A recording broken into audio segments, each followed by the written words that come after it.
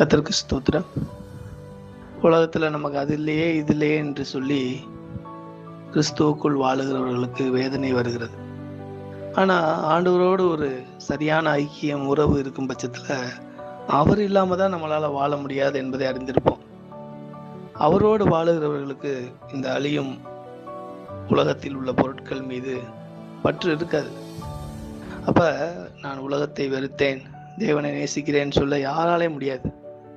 ஆனா நீங்க தேவனை நேசித்தீங்கன்னா இந்த உலக பற்று உங்களை விட்டு அகன்று போகும். அப்ப அழியும் உலக பொருட்களுக்காக நீங்க என்ன செய்ய மாட்டீங்க, கலங்க மாட்டீங்க.